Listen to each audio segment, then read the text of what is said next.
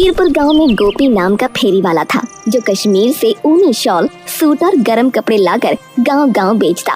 उसकी गठरी हमेशा भारी रहती मगर जेब में पैसे बहुत कम। घर में उसकी पत्नी लाली बैठी बच्चों की देखभाल कर रही थी। 2 छोटे बच्चे रोहित और सीमा भूख से परेशान थे। दिन भर गांव में घूमते हो लेकिन उसका क्या फायदा? तुम्हारी आमदनी से घर में ठीक से चूल्हा भी न जल पाता। मैं जानता हूँ लाली, मैं मेहनत पूरी ईमानदारी से करता हूँ लेकिन कमा नहीं पाता। मुझे पता है, मैं तुम्हारी मजबूरी समझती हूँ। मैं भूखी रह लूंगी लेकिन बच्चों का क्या? गोपी ने बच्चों की तरफ देखा और उसकी आंख में आंसू आ गए। सही कह रही हो तुम, मुझसे भी बच्चों की ये हालत देखी नहीं जाती। लेकिन तुम चिंता न करो, मैं करता हूँ कुछ। लाली ने सिर हिला दिया। आंसू उसकी आंखों में चमक रहे थे। रोहित ने अपने छोटे हाथों से पेट सहला लिया जैसे भूख से खुद को समझा रहा हो। गोपी बाहर की दुनिया में मेहनत करता रहा मगर घर की हालत देखकर उसकी आत्मा बुरी तरह थक गई थी। हे भगवान, तू किस जन्म का बदला ले रहा है मुझसे? मेरे बच्चों को भूखा रख के क्यों मेरी आत्मा को जला रहा है भगवान, क्यों? गोपी को कपड़े बेचकर मुनाफा नहीं हो रहा था, इसलिए उसने तय किया कि अब वो दूसरे गांव जाएगा। वहाँ कुछ अमीर लोग रहते थे जो उसके कश्मीरी कपड़ों को अच्छे दाम पर खरीद सकते थे। वो अमीरपुर गांव पहुंचा। कपड़े ले लो, कपड़े, सर्दियों के दिनों के गरम कपड़े ले लो। आवाज लगाते लगाते वो थककर एक पेड़ के पास बैठ गया। यहाँ वहाँ देखने लगा। तभी वहाँ एक आदमी आता है।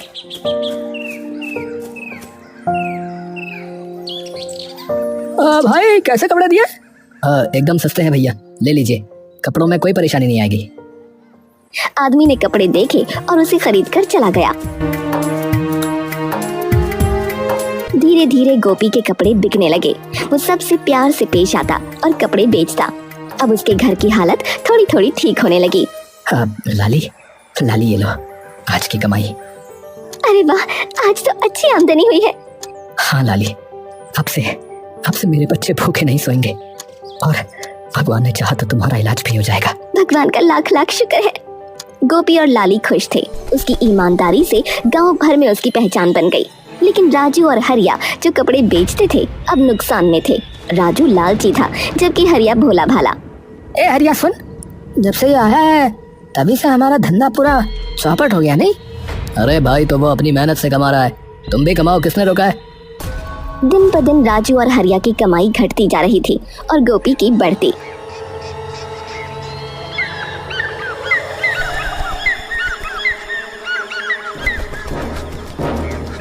एक दिन राजू और हरिया दोनों गोपी से मिलने उसके पास गए।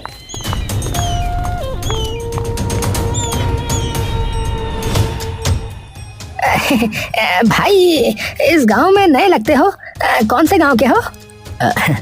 जी भाई पास के ही गांव वीरपुर का रहने वाला हूँ भैया। बढ़िया है भाई, और बताओ कैसा चल रहा है धंधा है? अरे कैसा चल रहा है क्या मतलब है? अरे अच्छा ही चलेगा भाई। है भाई ने तो हमारे धंधे को भी पीछे छोड़ दिया भाई। नहीं भाई, ऐसा कुछ नहीं है, बस भगवान का आशीर्वाद समझ लो। राजू और हरिया की गोपी से दोस्ती हो गई पर राजू मन ही मन उससे जलने लगा।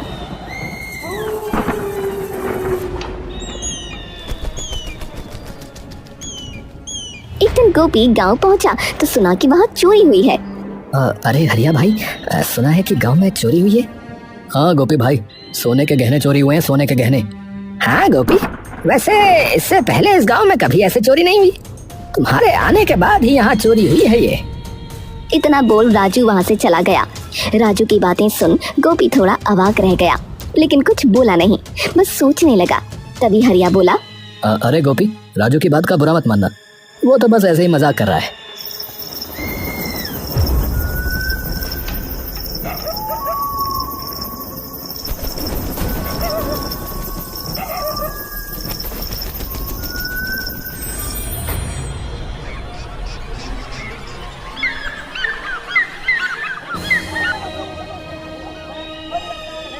अरे भाई कल रात फिर चोरी हुई, अब गांव जो है असुरक्षित हो गया है, बच्चे डरते हैं, औरतें रात में नहीं सो पा रही हैं। हाँ सच कह रहा हो भैया, कौन करेगा ये काम कोई अंदाजा नहीं लग रहा है। अब तो बच्चों को भी रात में नींद नहीं आती। देखो भैया, चोरी कोई साधारण आदमी नहीं कर सकता है, कोई नया आदमी ही कर सकता है जो लालची हो। हाँ सही कह रहा भैया, सही कह रहा बिल्कुल। गोपी को समझ आ रहा था कि राजू का इशारा उसकी तरफ है, लेकिन गोपी उसे बिना कुछ कहे वहां से चला गया। लेकिन इस बार उसने ठान लिया कि आज रात वो पहरा देकर सच्चे चोर को पकड़कर दूध का दूध और पानी का पानी करेगा। बस आज की रात और असली चोर सबके सामने होगा।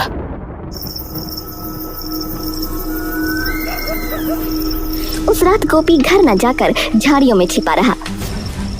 उसने एक नकाबपोश को गांव की ओर आते देखा। उसने उसका पीछा किया, लेकिन वो अचानक गायब हो गया। तभी पीछे से आवाज आई, चोर चोर चोर, अरे पकड़ो पकड़ो, अरे पकड़ो भैया। गोपी ने पीछे मुड़कर देखा तो कुछ गांव के लोग और राजू चिल्लाते हुए उसके पास आ गए। अरे क्या चोर मिल गया? हाँ हाँ भैया मिल गया। अरे कहाँ है? अरे ये रहा मेरे सामने। अरे ये क्या बोल रहे हो तुम? अरे राजू भैया बिल्कुल सही कह रहे, घर का भेद ही लंका ढाए, ये कहावत तुम पर बिल्कुल सही बैठती भैया। क्या मतलब? मतलब ये कि तुम्हें इस गांव में धंधा करने दिया है और तुम इस गांव में चोरियां करने लगे हैं। जिस थाली में खाया उसी में गंदगी फैला दी तुमने। अरे क्या क्या बोले जा रहे हो भाई? क्या बकवास कर रहे हो तुम? मैं और चोरी? मैंने कोई चोरी नहीं की। अच्छा तो इतनी रात को यहाँ क्या कर रहे हो? बताओ फिर क्या कर रहे हो, बोलो। अरे भाई मैं तो चोर को पकड़ने यहाँ आया था। अरे लो भाई सुनो है, अब ये खुद ही खुद को कैसे पकड़ेगा भैया? है कैसे पकड़ेगा बताओ? अच्छा हुआ मैंने इसे इतनी रात को यहाँ आते हुए देख लिया। राजू बहुत हो गया, मैंने कोई चोरी नहीं की है। अब एक शब्द भी निकाला तो मुझसे बुरा कोई नहीं होगा, बता रहा हूँ। अच्छा तो ठीक है, तुम्हारी गठरी दिखाओ। गोपी अपनी गठरी खोजने लगा। तभी हरिया उसकी गठरी अपने हाथ में लेकर आता है। अरे ये रही भैया तुम्हारी अमानत, जो झाड़ियों के पीछे तुमने छुपा रखी थी। भैया जरा खोलो तो इसे। हरिया ने जैसे ही गठरी खोली, उसके अंदर का सामान देख सब हैरान हो गए। गांव में चोरी में सोना चांदी जो चोरी हुए थे सब उसी गठरी में थे। गोपी ये देखकर परेशान हो गया। अरे ये मेरे नहीं है, मैंने कुछ नहीं किया भैया। अच्छा तुम्हारे नहीं है? तुमने कुछ नहीं किया तो ये सब चोरी का सामान तुम्हारी गठरी में कैसे आया बताओ? मुझे नहीं पता भैया, सच कह रहा हूँ, मुझे नहीं पता। अरे भैया देख क्या रहे हो, मारो इस चोर को। हमने गरीब समझकर तुम्हें यहाँ पेट पालने दिया और तुमने हमारा ही गला काट दिया भैया। अरे सही कहा, निकालो इसे गाँव से मार मार के। सबकी बातें सुन गोपी की आंखों में आंसू आ गए। वो सब कुछ समझाता रहा कि उसने कुछ नहीं किया, लेकिन कोई उसकी बात सुनने को तैयार नहीं था। उसे इस गांव से धक्के मार कर निकाल दिया गया। राजू और हरिया आंखों आंखों में इशारा करके खुश हो रहे थे। अरे देखा हरिया, मैंने कहा था ना गोपी पे इल्जाम लगाना सबसे ज्यादा आसान होगा। अब तो गांव से निकल ही गया वो बेचारा। हाँ लेकिन अरे यार तू फालतू सोच मत, काम बन गया ना अपना, अब गांव में कोई शक भी नहीं करेगा हम पे। चोरी का इल्जाम लेकर गोपी आखिरकार थका हारा अपने घर पहुंचा। दरवाजे पर खड़ी उसकी पत्नी लाली उसे देखती ही रह गई। चेहरे पर धूल, आंखों में थकान और मन में गहरा आघात था। गोपी ये कैसी हालत बना ली है, क्या हुआ है? लाली मैं तो बस सच साबित करना चाहता था, लेकिन गांव वालों ने तो उल्टा मुझे ही चोर कहकर गांव से निकाल दिया। पर ऐसा क्यों? तुम तो दिन रात मेहनत करते हो। यही तो नहीं समझ पा रहा हूँ लाली, लगता है कोई जानबूझकर मुझे फंसा रहा है। गोपी बच्चों को गले लगाकर टूट चुका था, मगर उनकी मासूमियत ने उसे संभाल लिया। चोरी की चर्चा पूरे गांव में फैल गई।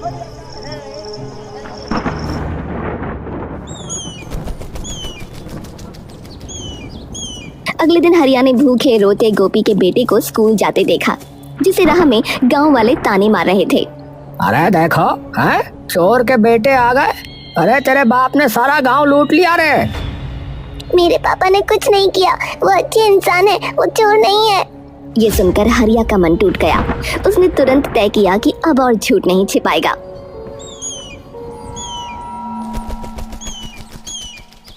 अगली सुबह गांव की चौपाल पर हरिया खड़ा हुआ। सब गांव वाले इकट्ठा थे। भाइयों मैं एक सच बताना चाहता हूँ, गोपी चोर नहीं है। हैं? गोपी चोर नहीं है? क्या गोपी चोर नहीं है? क्या कहा? गोपी चोर नहीं है? तो भैया फिर चोरी कौन कर रहा था भैया? असली चोर राजू है, उसने मुझे लालच देकर झूठ बोलने पर मजबूर भी किया भैया। गांव वाले दंग रह गए। सबकी नजरें राजू पर टिक गईं। अरे झूठ है ये, मैं चोर नहीं हूँ भैया।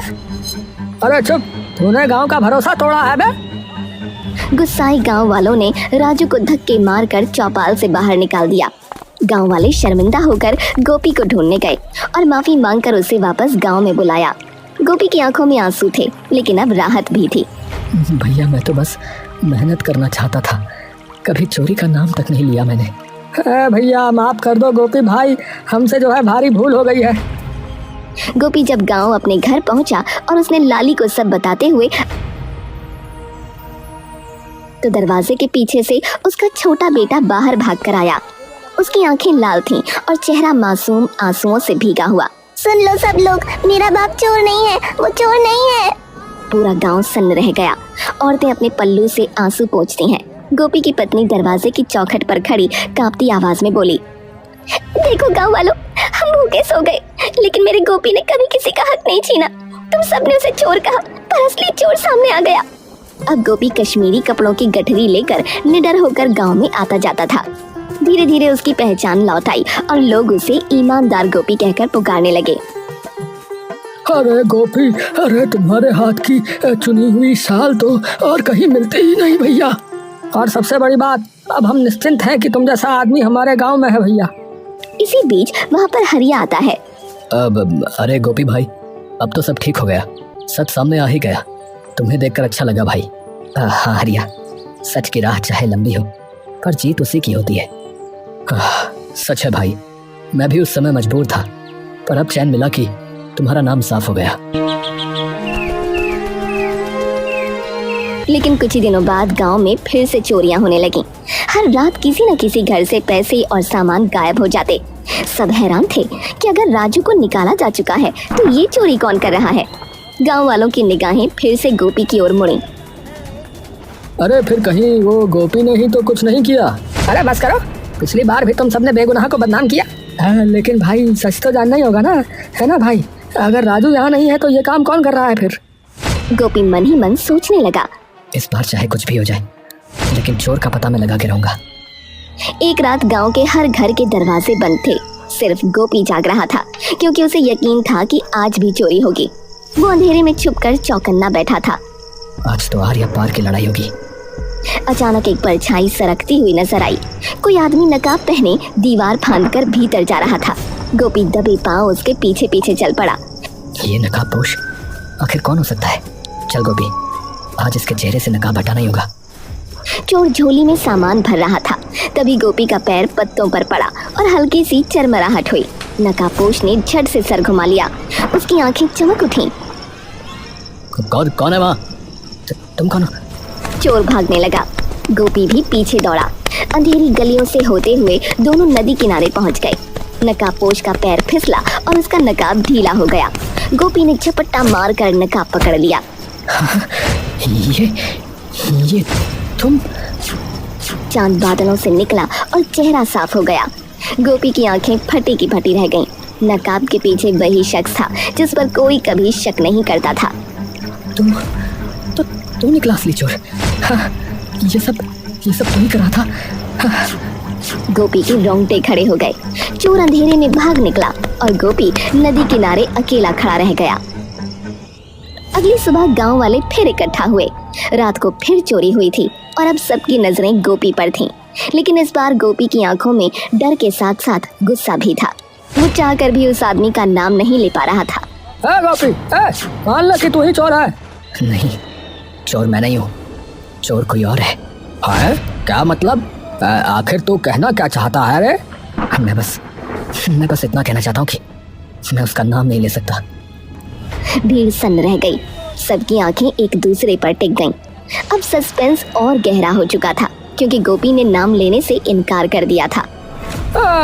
इसका मतलब गोपी तू भी उसके साथ चोरी करता है, इसका मतलब ये है? हाँ तो सही कहा। आखिरकार जिसने हमें दूध पिलाया उसी ने हमें डसा है। अरे देखते क्या हो, मारो इसे, मारो भैया। लोग गोपी को मारने लगे, लेकिन गोपी फिर भी चुप रहा। तभी भीड़ से एक आवाज जोर से आई। लोगों ने देखा तो एक बच्चा व्हील चेयर पर बैठा हुआ आगे बढ़ रहा था। रुको, गोपी चाचा ने कुछ नहीं किया, ये सब मेरे पापा हरिया ने किया है। अब सबके होश उड़ गए थे। हरिया, जिसे सब भोला भाला समझते थे, ये वही असली चोर निकला। मैं सही कह रहा हूँ, गांव में हुए सभी चोरी के पीछे मेरे पापा का हाथ था। गोपी, क्या तुम्हें ये पता था? हाँ। तो तुमने हरिया का नाम क्यों नहीं बताया भैया? तभी वहां पर हरिया आता है। हाँ, मैं ही असली चोर हूँ और मैंने ही राजू को फंसाया और अब गोपी को भी फंसाना चाहता था, लेकिन मेरे इस बेटे ने मेरी आंखें खोल दी।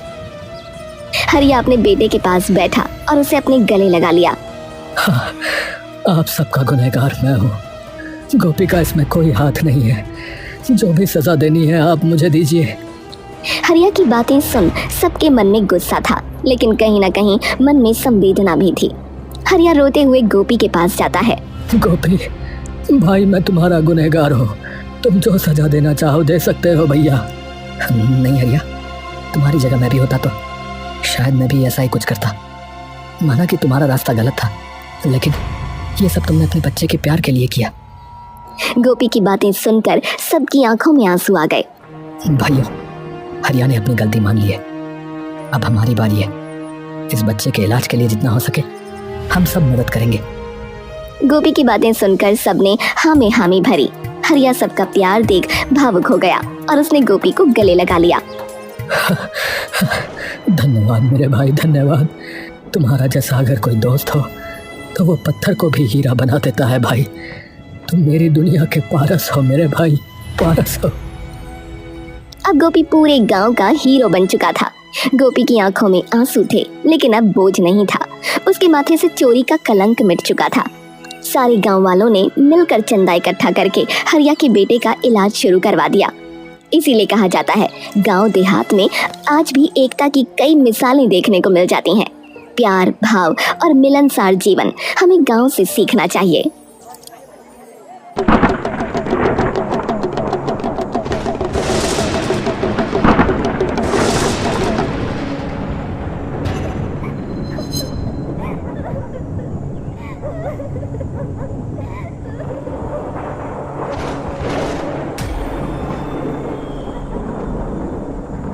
मना किया था मैंने कि वहां नहीं जाना, रात को नहीं जाना, पर नहीं मानी मेरी बात।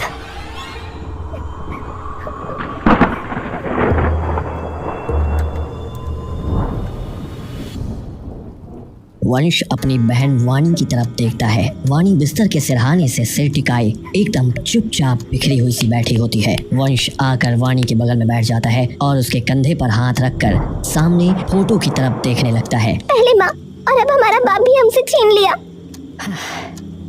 मैं तुझसे पूछता हूँ वाणी, तू क्या चाहती है कि हम अब क्या करें? देख, तू अगर कहेगी तो हम अभी ये गांव छोड़ के जा सकते हैं। मैं पहले ही अपने माँ बाप को खो चुका हूँ, अब तुझे नहीं खो सकता मैं। भैया, बात अब बस मेरी आपकी नहीं है। हम तो चले जाएंगे, पर ये सवाल मुझे कभी नहीं छोड़ेंगे।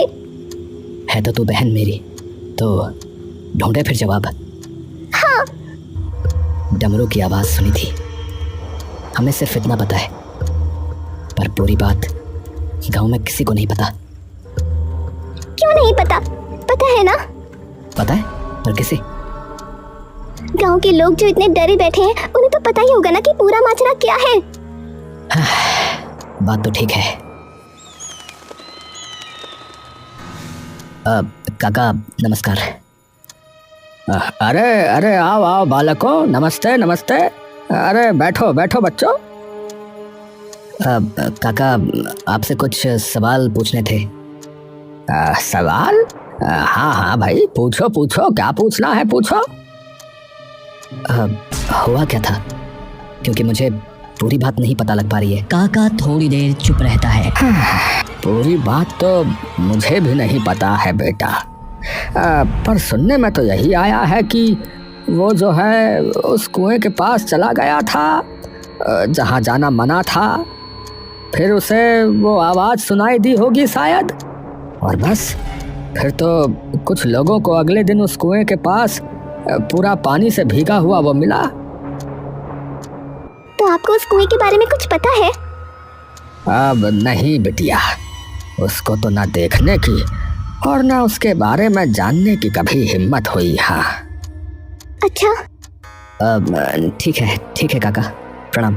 वंश और वाणी पूरे गांव में सभी से पूछताछ करते हैं पर किसी को भी पूरी बात पता नहीं थी। पूरे गांव से पूछ लिया पर किसी को कुछ नहीं पता।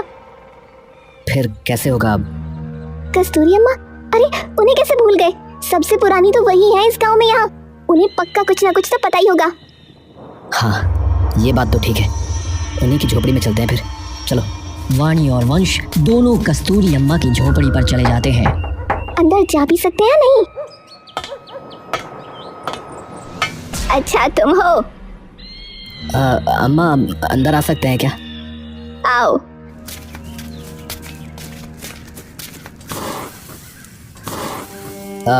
अम्मा आपसे कुछ सवाल पूछने थे। क्या पूछना है? कि तुम्हारा बाप कैसे मरा? हाँ अम्मा। क्यों जानना चाहते हो?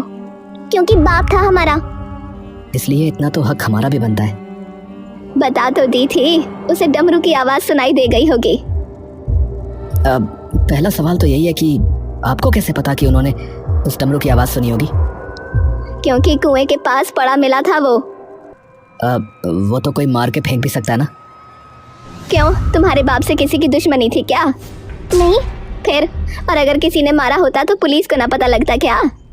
तो फिर हुआ क्या है? वो कुएं के पास गया था रात को। इस बात का मतलब क्या है? हमें ये तो बताओ ना, क्या है ऐसा उस कुएं में कि लोग उसके आसपास भी जाने से डरते हैं? बस समझ लो कि कुछ ऐसा है कि उसके आसपास जिनका भी घर था वो सब अपना अपना घर छोड़कर भाग गए वहां से। वही तो हमें पूछना है कि क्यों? ऐसा क्या है उस कुएं में? राक्षस। राक्षस? हाँ, वो कुआं देखा है तुमने कभी? उस कुएं की जमीन तुम्हें कभी ना दिखेगी। दिखेगी तो सिर्फ अंधेरा। क्यों? क्योंकि सच में वो कुआं कहीं खत्म नहीं होता। वो कुआं सीधा पाताल लोक में जाता है। कुछ भी बोलती हो अम्मा, ये कैसे हो सकता है? और पाताल लोक में डमरू कब से बजने लगे? जो है वही बता रही हूँ। आपको कैसे पता? आपने जाकर देखा है? गांव के कई लोग आए थे तुम्हारी तरह जो इसका पता करना चाहते थे, तो वो उस कुएं में गए। थोड़ी देर तक तो उनकी आवाज आई, थोड़ी देर बाद एकदम बंद हो गई। तो अगर तुम सोच रहे हो ना कि बाप की मौत का राज पता लगाओगे तो भूल जाओ, वरना तुम्हारा भी वही हाल होगा। वैसे आपको इसके अलावा कुछ पता है क्या? अभी भी चेतावनी दे रही हूँ कि वहाँ जाने का सोचना मत। वो कुआं पहले ही कई लोगों की जान ले चुका है। अरे वानी, चल यहाँ से, इन्हें भी कुछ नहीं पता है। दोनों वापस घर चले जाते हैं। वाणी कमरे में बैठी अपना सितार बजा रही होती है। अरे चाचा, आप? अरे कैसे हो बच्चे तुम दोनों? चाचा नमस्ते। नमस्ते मेरी बच्ची। भाई वाह, बहुत ही सुंदर बजाया तुमने सितार। शुक्रिया चाचा। अरे अंदर आइए ना चाचा। तुम्हारे पापा के कपड़ों में हमें एक खत मिला बेटा। हाँ। वैसे बानी बेटा, तुम ये बांसुरी भी बजा लेती हो क्या सितार के साथ साथ? है? हाँ चाचू। अरे तो थोड़ी सी बजा के हमें भी सुनाओ। ठीक है चाचू।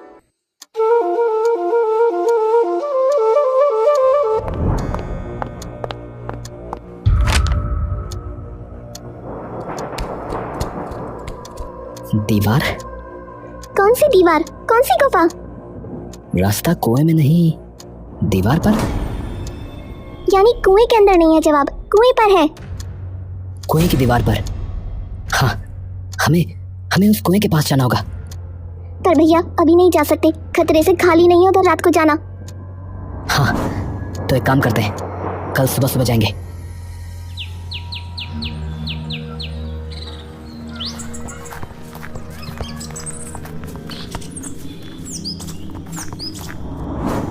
देखो, ज्यादा पास नहीं जाना वाणी, कुछ भी हो सकता है। भैया यहाँ देखो, ये कैसे निशान है? एक काम करते हैं, इसे लिख लेते हैं, शायद आगे काम आ जाए। पर है क्या ये? दीवार पर रास्ता है जो पापा ने लिखा था। हाँ, डमरू एक बार बजा तो सीधा, और 3 बार बजा तो दाएं, और 4 बार बजा तो बाएं। पर हमें कैसे पता लगेगा कि मुड़ना कहाँ है? शायद मोड़ अपने आप ही हमें दिख जाए। कुछ जोखिम तो हमें भी उठाना पड़ेगा ना भैया। वंश फटाफट से कलम कागज लेकर और डमरू की ताल सुन सुनकर पूरा रास्ता लिख लेता है। चल। वंश और वाणी रास्ता देख देख कर आगे निकल जाते हैं और जंगल में जा घुसते हैं।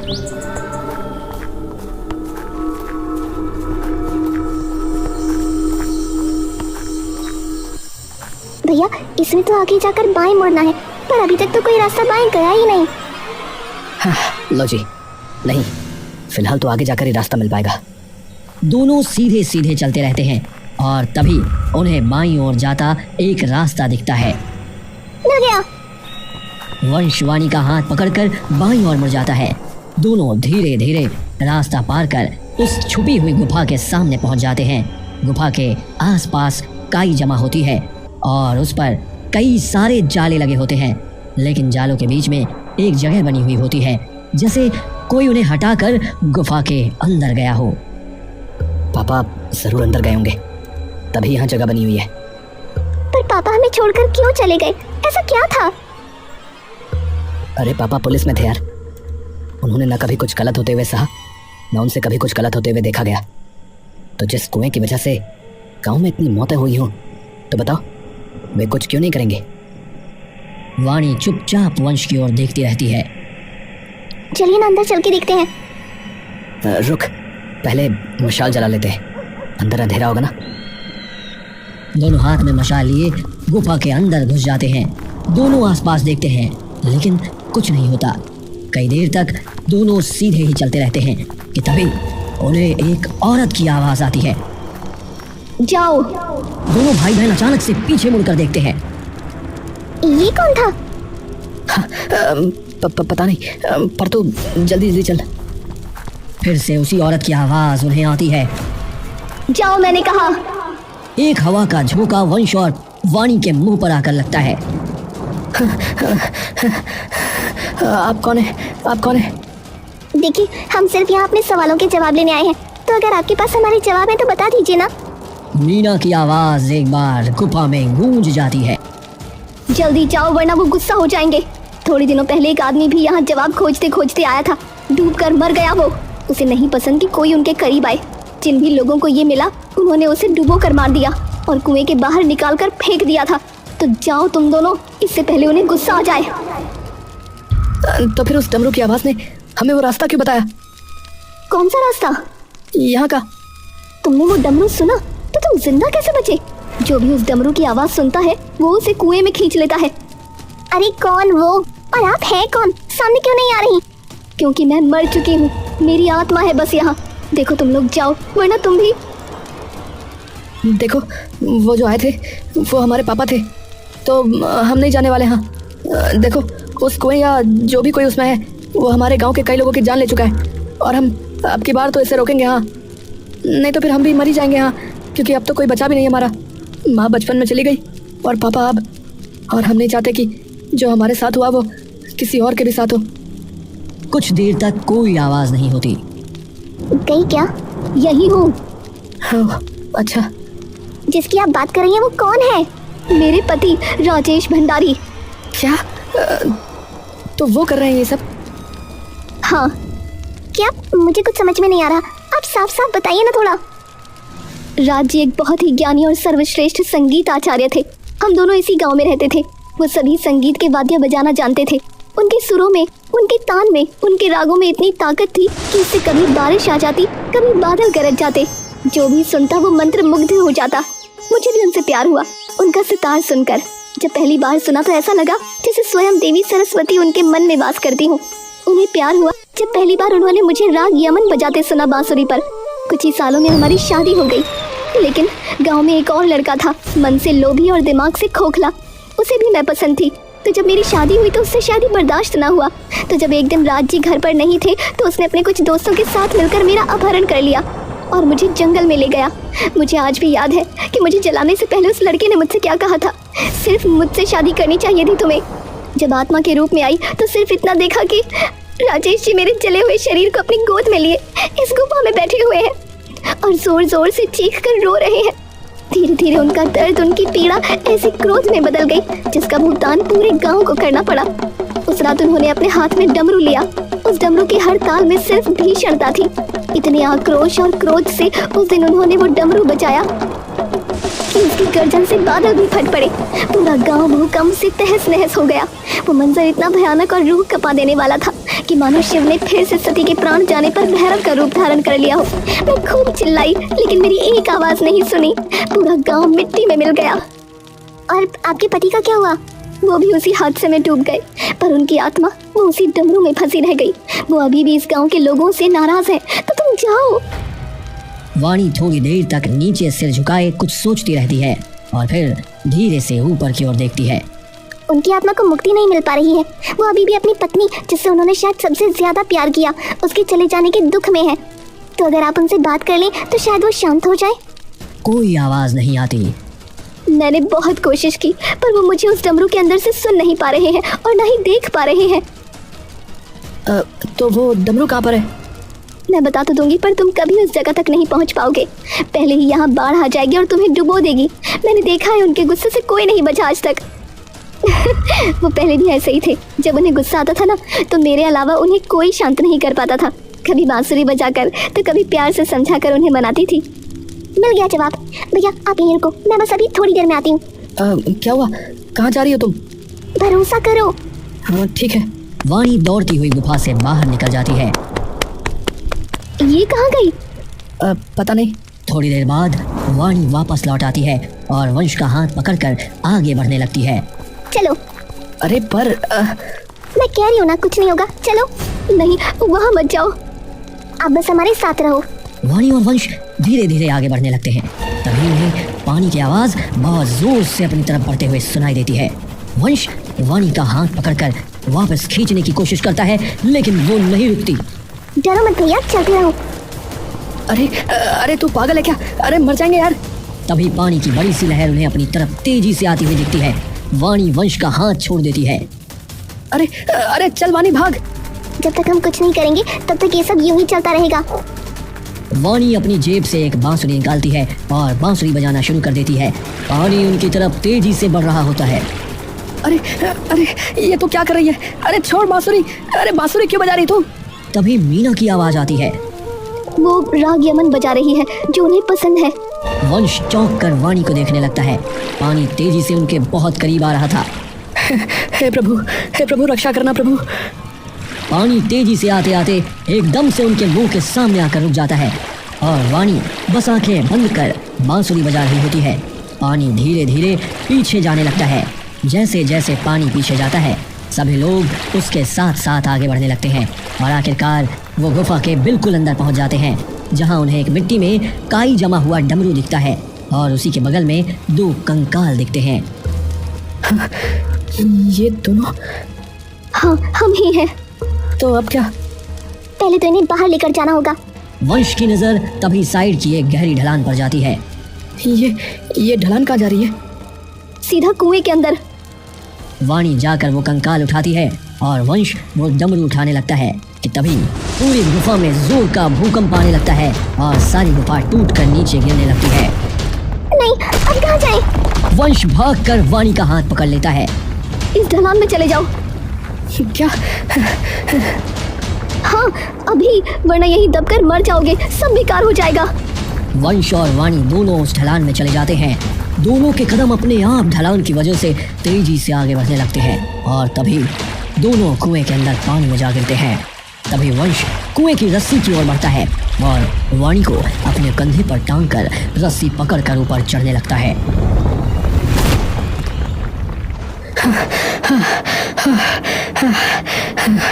वाणी देखो, ये डमरू अपने आप बज रहा है। देखो।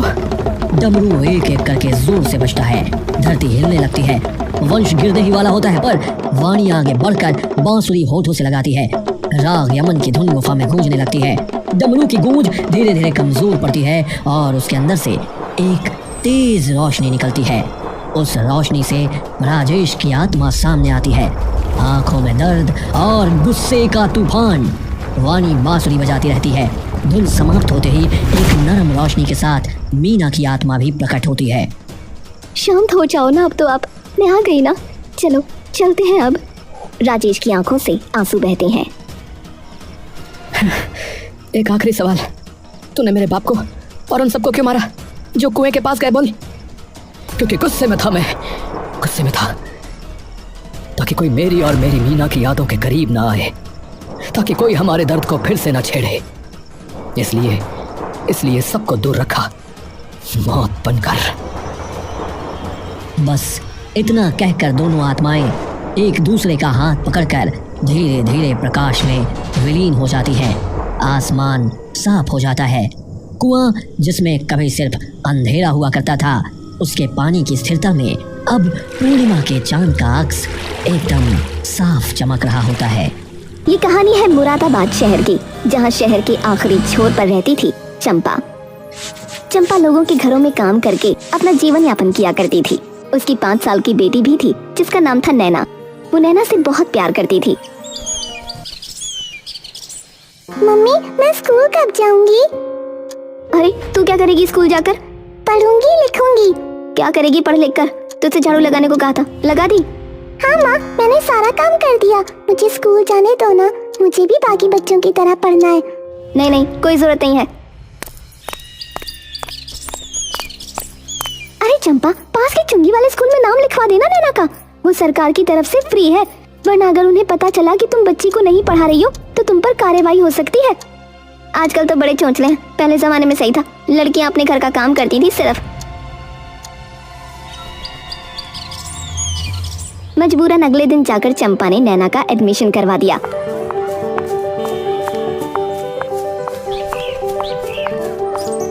अब कल से तू स्कूल जाएगी, लेकिन एक बात याद रखना। क्या मम्मी? कभी किसी अनजान इंसान से मत बात करना। कोई अजनबी मिले और वो कोई तुझे चीज दे तो मत खाना बिल्कुल। ठीक है मम्मी, नहीं खाऊंगी।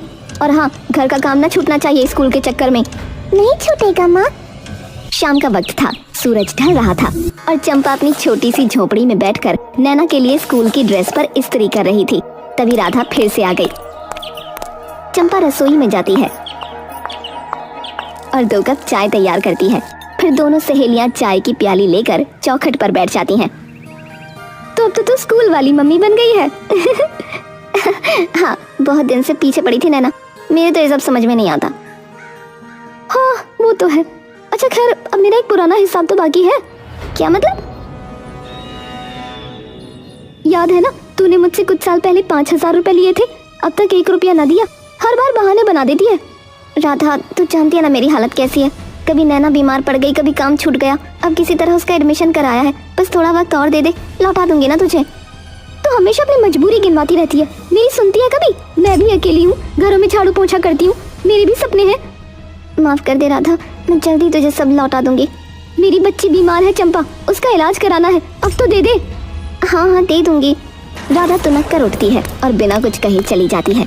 फिर अगले दिन सुबह स्कूल जाते वक्त नैना कहती है, मम्मी, मेरे स्कूल में सब बच्चे रंग बिरंगे अच्छे अच्छे बैग लेकर आते हैं। मेरा थैला तो गंदा सा है, मुझे भी नया बैग चाहिए। बेटा वो तो बहुत महंगे होते हैं, जब पैसे होंगे तो दिला दूंगी। परवर कुछ नहीं, चुपचाप स्कूल जाओ। नैना उदास होकर स्कूल जाती है, लेकिन उस दिन स्कूल के बाहर एक लंबा काला कोट पहने एक आदमी खड़ा होता है।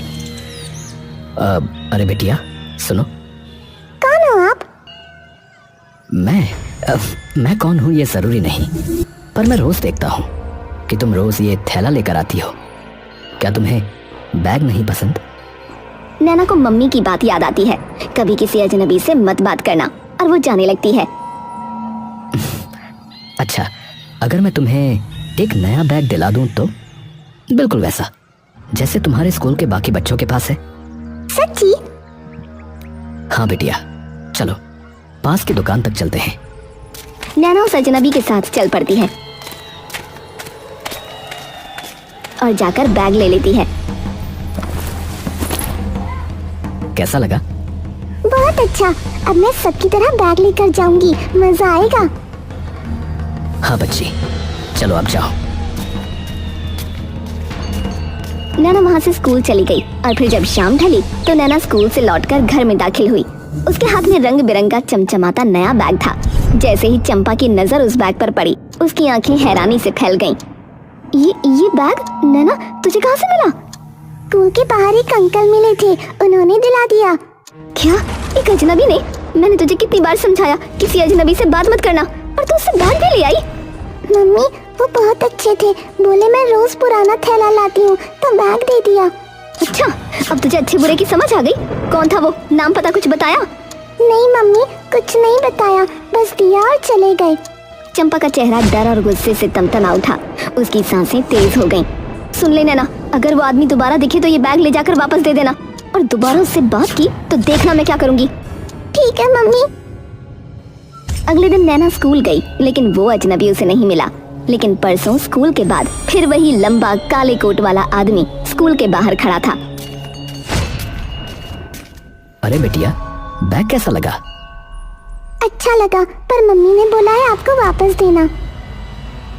अरे बैग बाद में ले लूंगा, पहले ये बताओ आइसक्रीम खाओगी?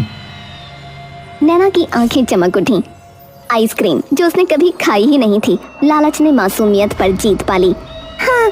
अजनबी उसे पास की दुकान पर ले गया, सबसे बड़ी चॉकलेट आइसक्रीम दिलाई। नैना तो जैसे किसी सपने में थी, वो खुशी से उछलती रही और बैग वापस देने की बात भूल गई। चलो अब घर जाओ, मैं फिर मिलूंगा। अच्छा अंकल आपका नाम क्या है? तुम मुझे अजनबी अंकल कह सकती हो, ठीक है? ठीक है अजनबी अंकल, बाय बाय। घर आकर नैना ने सब उगल दिया। मम्मी आज मैंने आइसक्रीम खाई। क्या? किसके साथ? वही अजनबी अंकल के साथ। नैना तो सुधरेगी नहीं क्या? मैं तेरे भले के लिए मना करती हूँ, और तू अगर अगली बार उससे बात की ना तो मैं तुझे ऐसा पीटूंगी कि तू याद रखेगी। नैना डर के मारे सिमट गई, लेकिन कहीं न कहीं उसे वो अजनबी अच्छा लगने लगा था, क्योंकि वो उससे प्यार से बात करता था, मिठास से बोलता था, जैसे उसका कोई अपना हो। और फिर एक दिन सब बदल गया। नैना स्कूल तो गई, पर छुट्टी के बाद वापस नहीं आई। चंपा की सांसें थम गईं। 4 बजे, 5 बज गए, 6 भी बज गए, नैना नहीं आई। हे भगवान, मेरी बच्ची कहीं वो अजनबी उसे किडनैप करके तो नहीं ले गया? नहीं, ऐसा नहीं हो सकता। शाम ढलने लगी थी, सन्नाटा गहराता जा रहा था। चंपा लगभग पागल हो चुकी थी, और नैना खिलखिलाती हुई अंदर दाखिल हुई। नैना, तू कहाँ चली गई थी? मम्मी आज मैं अम्यूजमेंट पार्क गई थी, झूले लगे थे गोल गोल। किसके साथ? अजनबी अंकल मुझे ले गए थे। तुझे कितनी बार कहा उससे मत मिलना, तू मेरी एक नहीं सुनती। आज तो तूने मेरी जान ही निकाल दी। अरे मम्मी मैंने क्या कर दिया? चंपा उसके 2 जोरदार थप्पड़ मारती है। नैना बुरी तरह रोने लगती है कि तभी बाहर से राधा दौड़ती हुई आती है। चंपा क्या हुआ? क्यों मार रही है बच्ची को? तू ही बता राधा, मैं इसे रोज समझाती हूँ, लेकिन ये रोज उस अजनबी से मिलती है। आज तो बिना बताए पार्क चली गई। अरे ओ पगली, बच्ची है, उसे क्या पता कौन है अच्छा है कौन बुरा है। तो मारने की बजाय उस आदमी का पीछा करना, देख कौन है वो, क्या चाहता है। हाँ तू सही कह रही है, अब यही करना पड़ेगा। अगली सुबह उसकी आंखों में वो ममता नहीं थी जो रोज नैना को स्कूल भेजते वक्त चमकती थी। आज उसमें चिंता थी, डर था। आज चाहे कुछ भी हो जाए, मैं उस अजनबी को देखे बिना लौटूंगी नहीं। मम्मी क्या हुआ? कुछ नहीं, जल्दी जा और सीधे स्कूल जाना, कहीं और मत रुकना। नैना स्कूल की ओर बढ़ गई। उसके पीछे कुछ दूरी पर चंपा ने अपनी चुन्नी कसकर बांध ली और चुपचाप उसका पीछा करने लगी। पर स्कूल के बाहर कोई अजनबी नहीं था। चंपा छिपकर घंटों बैठी रही, लेकिन कुछ नहीं हुआ। अगले दिन फिर वही सिलसिला। नैना स्कूल गई, चंपा ने पीछा किया, लेकिन वो आदमी नहीं दिखा। आ क्यों नहीं रहा है? 1 हफ्ता बीत गया। उसने राधा को ये बात बताई। राधा, मैं थक गई हूँ, हर रोज जाती हूँ, बैठती हूँ, छिपती हूँ, पर वो नहीं आता। हो सकता है उसने तुझे देख लिया हो और अब वो छिप रहा हो, और शायद वो तुझे जानता हो और तुझसे बच रहा हो। हाँ तो राधा एक काम कर, कल तू मेरी बेटी का पीछा करना। अगर वो अजनबी मिले तो मुझे फोन करना और पुलिस को भी बता देना। ठीक है, कल मैं जाऊंगी, देखती हूँ कौन है ये छुपा रुस्तम। अगले दिन राधा छिपकर नैना का पीछा करती है। नैना स्कूल जाती है और छुट्टी के समय जब वो बाहर निकलती है तभी दूर से वही अजनबी आता दिखाई देता है। लंबा संजीदा चेहरा, वही काला कोट। अरे बिटिया कैसी हो? अंकल। आज स्कूल से सीधे मेरे घर चलोगी? मम्मी मानेगी नहीं। बस थोड़ी देर की बात है। झूले हैं, चॉकलेट है, और हाँ आइसक्रीम भी। नैना का मन पिघल गया। वो मुस्कुराते हुए उसके साथ चल दी। राधा दूर से ये सब देख रही थी। अजनबी एक आलीशान बंगले के बाहर आकर रुका। बड़ा सा गेट, संगमरमर की सीढ़ियाँ और बगीचे में खिले महंगे फूल। राधा के लिए ये सब किसी सपने के जैसा था। ये तो कोई अमीर आदमी लगता है, पर ये नैना को क्यों लेकर आया है? राधा दौड़ते हुए वापस चंपा के पास गई। चंपा जल्दी चलो, मैं तुम्हें उस आदमी का घर दिखाती हूँ। चलो, पुलिस को भी फोन कर दिया है। दोनों भागती हुई इस बंगले के पास पहुंची। लेकिन जैसे ही चंपा ने वो घर देखा, उसके पैर जैसे जमीन में धंस गए। उसकी आंखें चौड़ी हो गईं और सांसें अटक गईं। ये तो उसी वक्त गेट खुला और वही अजनबी नैना का हाथ पकड़े हुए बाहर निकला। नैना इधर आ। चलो चंपा, उसके पास चलते हैं, बेटी को वापस लाना है। लेकिन चंपा का पैर एक कदम भी नहीं बढ़ा। ये औरत मेरे पास नहीं आएगी, क्योंकि इसके दिल में चोर है। ये एक वक्त पर मेरे घर में काम करती थी। क्या? 4 साल पहले राजीव और सोनिया एक खुशहाल दंपत्ति थे। उनका एक ही सपना था, एक प्यारा सा बच्चा। राजीव, मैं प्रेग्नेंट हूँ। क्या कहा? अरे वाह, ये तो सबसे बड़ी खुशखबरी है। उसी दौरान चंपा भी उन्हें बताती है कि वो गर्भवती है। मालिक, मैं भी माँ बनने वाली हूँ। अरे वाह, घर में 2 खुशखबरियाँ। लेकिन चंपा, अब काम मत करो, तुम आराम करो, हम कोई और मेड रख लेंगे। नहीं मालिक, मैं काम छोड़ूंगी नहीं। आपकी सेवा करना मेरा फर्ज है। चंपा काम में लगी रही, लेकिन छठे महीने के दौरान एक दिन सफाई करते वक्त वो सीढ़ियों से गिर पड़ी। बचाओ! बचाओ! चंपा, क्या हो गया? उसे अस्पताल ले जाया गया।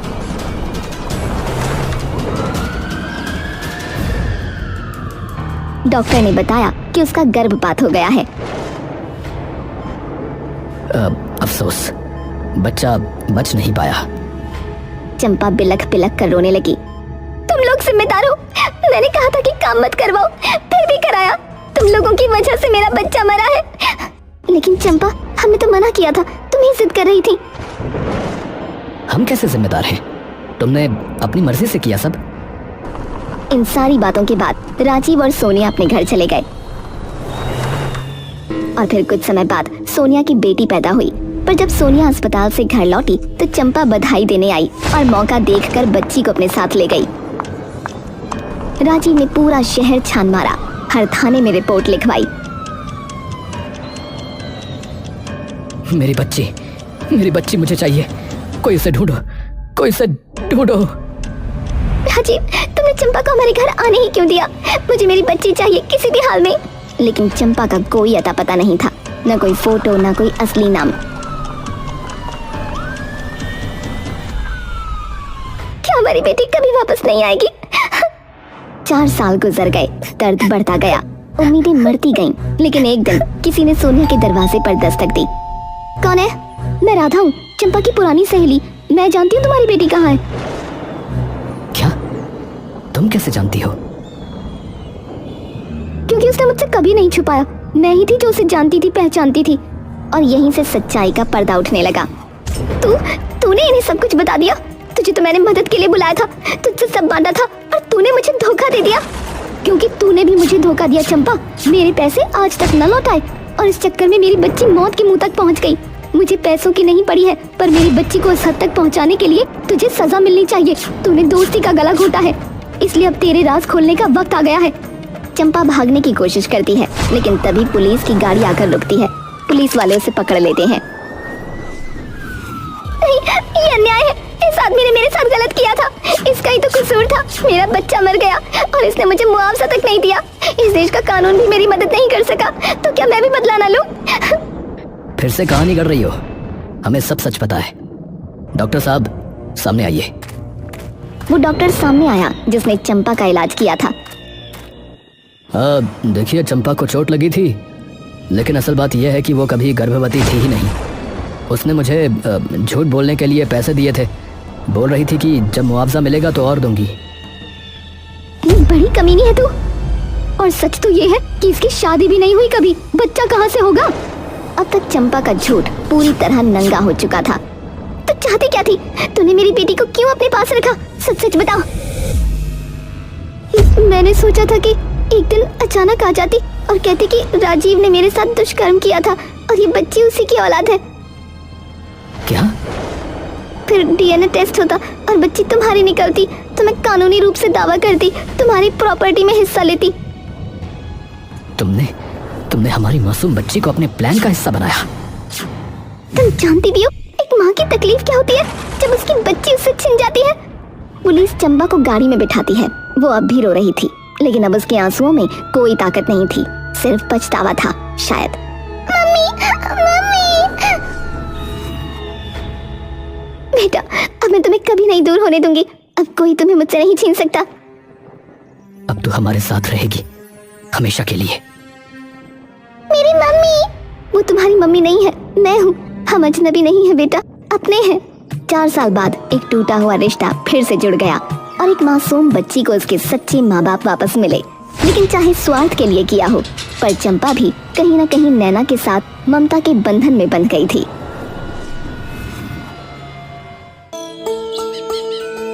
ये कहानी है रामनगर नाम के गांव की, जहां की पुलिस स्टेशन में एक नए हवलदार की पोस्टिंग हुई थी।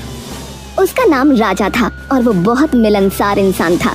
उसने बहुत जल्दी गांव वालों से बॉन्ड बना लिया था। अरे मुखिया जी प्रणाम, क्या हाल चाल है आपका? अरे बस सब बढ़िया हवलदार जी, भोलेनाथ की कृपा है। वैसे भी सावन के महीने में हम थोड़े ज्यादा ही प्रसन्न रहते हैं। अरे ये बात तो सही कही आपने, सावन का महीना सबसे अलग होता है। चारों तरफ हरियाली और भोलेनाथ की भक्ति, ऐसे में जो दिन कटते हैं उसका कोई जोड़ ही नहीं है। बिल्कुल सही कहा हवलदार साहब। अरे मेरा नाम राजा है मुखिया जी, आप हवलदार क्यों कहते रहते हैं हमेशा? अरे तो मेरा नाम भी रामलाल है, लेकिन आप भी तो हमें मुखिया मुखिया कहते रहते हैं कि नहीं? ओहो, तो आप बदला ले रहे हैं? अरे नहीं नहीं, ऐसी बात नहीं है, हम बदला नहीं, मौज लेते हैं, मौज है।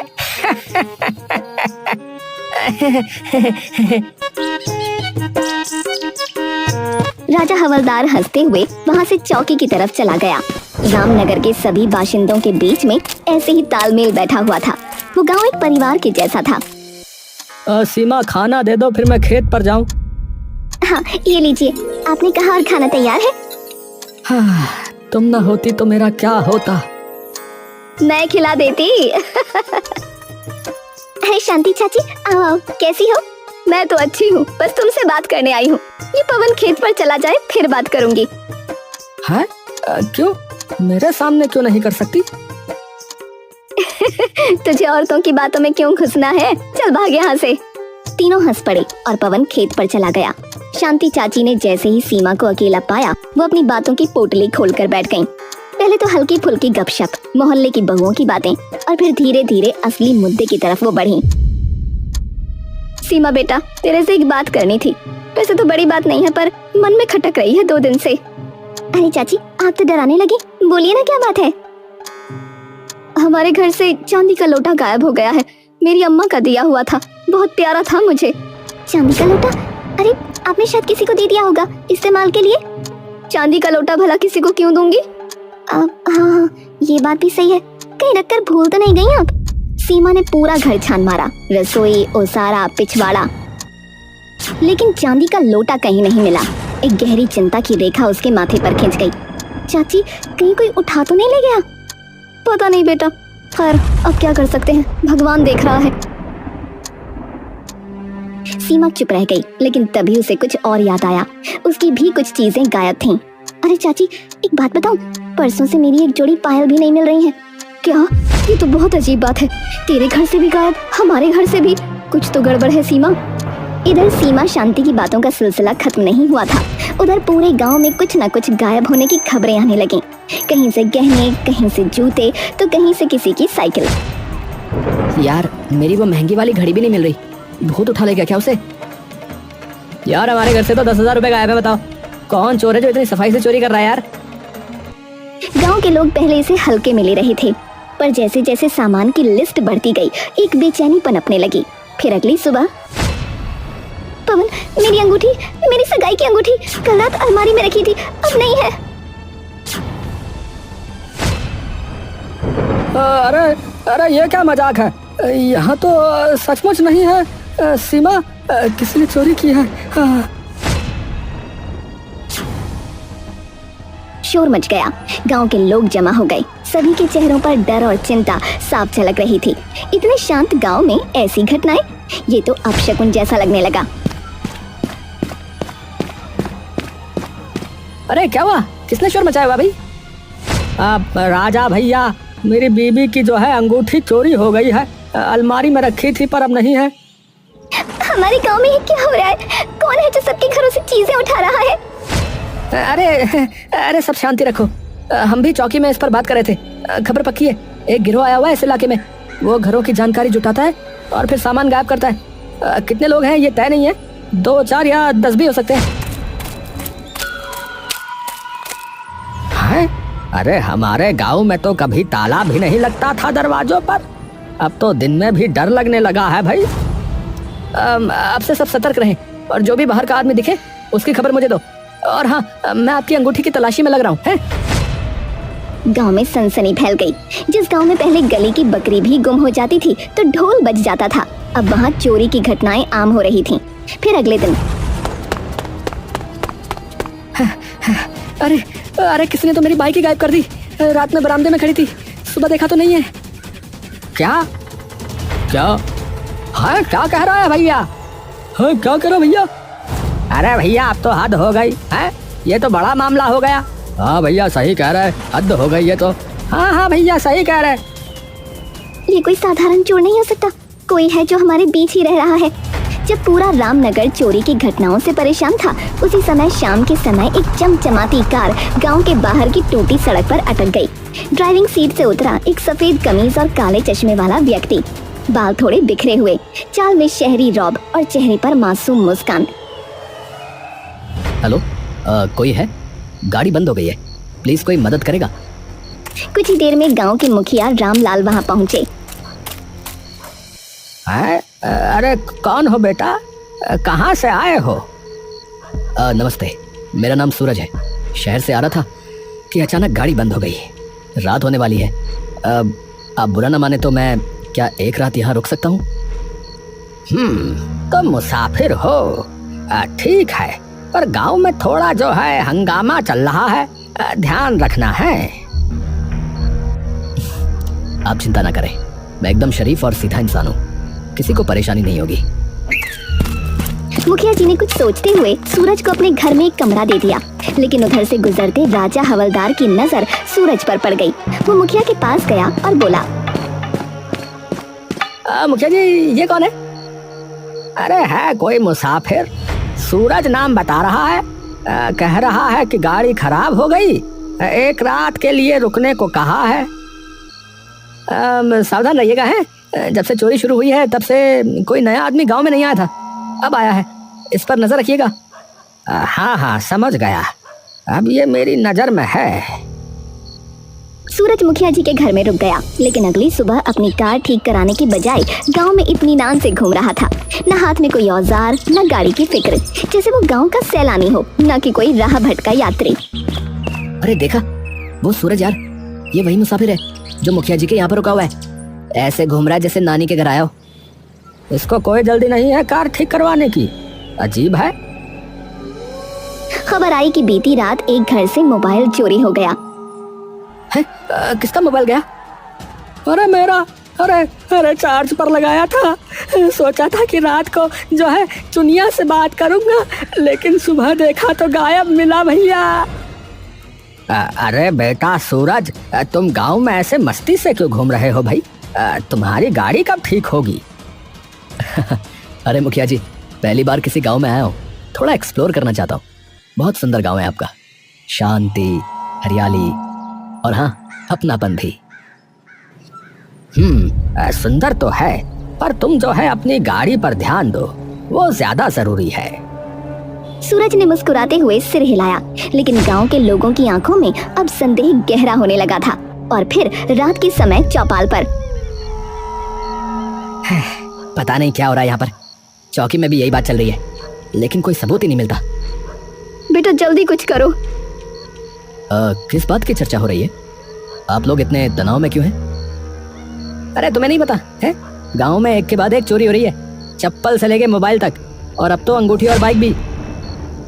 ओहो, बहुत बुरा हुआ। तो फिर जल्दी ही मुझे यहाँ से निकल जाना चाहिए। मैं आज ही मैकेनिक ढूंढता हूँ। पर उस दिन भी सूरज ने ना तो किसी मैकेनिक से बात की और ना ही खुद गाड़ी खोलने की कोशिश की। वो बस मुस्कुराता रहा, टहलता रहा।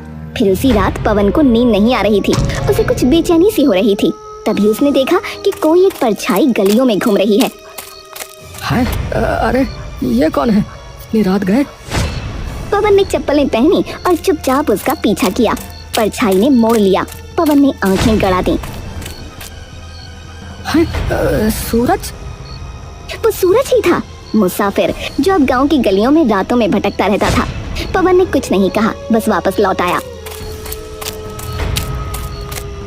और सुबह होते ही राजा से मिलने पहुंचा। राजा भैया, मैंने जो है सूरज को रात में गलियों में घूमते हुए देखा। हाँ, जरूर कोई गड़बड़ है। हाँ। मैं भी जागा हुआ था कल रात। मैंने उसे पेड़ पर चढ़ते हुए देखा। सोच रहा था कि देखूं वो कर क्या रहा है, पर कुछ समझ में नहीं आया। राजा और पवन अब सीरियस हो चुके थे। गांव में सूरज के रहस्य को सुलझाना जरूरी हो गया था। बस अब बहुत हो गया, चलो उसकी गाड़ी चेक करते हैं। गांव के लोग सूरज की गाड़ी की ओर बढ़े, पर जब दरवाजा खोलने की कोशिश की तो वो लॉक थी। अरे खोलो खोलो, अरे भैया देखना है कि इसके अंदर क्या छुपा है। हाँ। अरे अरे अरे क्या कर रहे हैं आप लोग? ये मेरी गाड़ी है भाई। देखो भाई, तुम्हारी गाड़ी 2 दिन से यहाँ पर खड़ी है, ना मैकेनिक को बुलाया तुमने, ना ही कुछ किया इस पे। अब बताओ तुम कब जा रहे हो? मैंने गांव के बाहर वाले मैकेनिक को दिखाया था, पर उसे कुछ समझ में नहीं आ रहा है। तो अब मैं अपना आदमी भेजता हूँ, वो सही करवा देगा। अब और नहीं रुकोगे तुम? हाँ ठीक है, बस एक रात और, सुबह निकल जाऊंगा। ठीक है। फिर एक रात आई। पवन और राजा अब चुपचाप निगरानी कर रहे थे। तभी देखा कि एक परछाई फिर किसी के घर में घुस गई। अरे भैया वो रहा चोर, यही मौका है, चलो। दोनों दबे पांव उस घर की ओर गए। झटके से दरवाजा खोला और पकड़ लिया उस परछाई को। अरे पकड़ लिया पकड़ लिया पकड़ लिया। अब बता कौन है तू? कौन है तू? सूरज ही है ना? मुंह दिखा जरा अपना। लेकिन वो सूरज नहीं था, बल्कि शांति का बेटा गौरव था। अरे रे अरे मैं अपनी गर्लफ्रेंड से मिलने आया था। घर में वो अकेली थी, इसलिए। प्लीज हमारे माँ बाप को मत बताना, हमारी जान चली जाएगी। अरे ओहो, चोरी नहीं इश्क हो रहा था यहाँ तो है। अरे मोरी मैया इस गांव में अब प्यार भी चोरी जैसा हो गया है। चलो बच्चों, इस बार बच गए, लेकिन अगली बार सीधे पंचायत में मुलाकात होगी। पवन और राजा उस मोहब्बत की गलती वाले घर से हंसते हुए बाहर निकले ही थे कि अचानक राजा की नजर एक खंभे की ओर गई। चौंक कर उसने पवन की बाह पकड़ी। अरे पवन, वो देख, खंभे पर फिर वही। अबे सूरज कहीं के, अरे ये फिर चढ़ गया। अबे ओ मुसाफिर, नीचे उतर। सूरज सकपकाया, जैसे चोर रंगे हाथ पकड़ा गया हो। फौरन नीचे उतरा। अबे कभी पेड़ पे कभी खंबे पे, हैं? क्या खोज रहे हो ऊपर ऊपर, हैं? अरे कुछ नहीं, वो क्या है ना कि नींद नहीं आती तो बस ऐसे ही टहलता रहता हूँ, और थोड़ी ऊंचाई से गांव को देखना बड़ा अच्छा लगता है मुझे। हैं?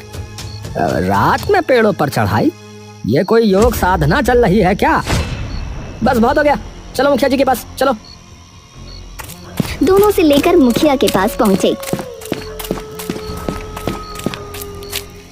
मुखिया जी, ये जो आपके यहाँ रुका है, आपको पता भी नहीं चलता कि ये कब घर से गायब हो जाता है। अभी खंबे पे था, कल पेड़ पे था। अब जो है इसे घर में बंद करके रखिए। हाँ, जब तक इसकी गाड़ी ठीक ना हो जाए ये बाहर नहीं निकलेगा। ठीक है, जब तक गाड़ी सही नहीं होती ये मेरे घर में ही रहेगा। राजा और पवन जाने को ही थे कि राजा एकदम से रुक गया।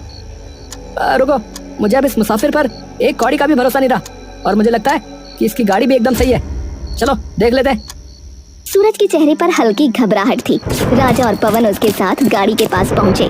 सुबह लगभग हो चुकी थी। हाँ भाई, चाबी निकालो और चलाओ इसे।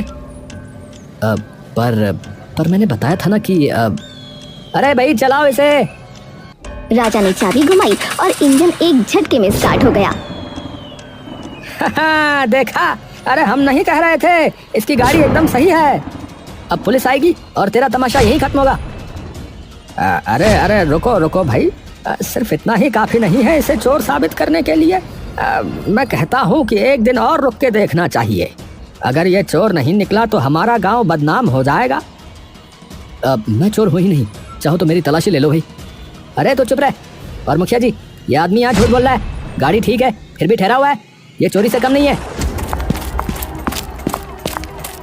तभी भीड़ जमा हो गई। गांव वाले आ गए, सबकी आंखों में सवाल थे। तभी सूरज ने एक अजब बात कही। वैसे इतनी चोरियां हुई, लेकिन राजा जी के यहाँ कभी कुछ चोरी नहीं हुआ, ऐसा कैसे? अरे हाँ, ये तो अजीब बात है। इसका मतलब? इसका कोई मतलब नहीं है। चोर को अभी मौका नहीं मिला मेरे घर का, और फिर मैं हवलदार हूँ। चोर डर रहा होगा। चोर किसी से नहीं डरते। अरे चुप रहो, एक हवलदार पर इल्जाम लगाते हो। अब देखो मैं क्या करता हूँ। राजा ने सूरज के हाथ में हथकड़ी डाल दी।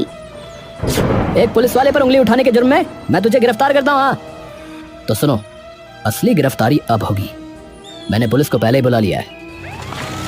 सायरन की आवाज आई।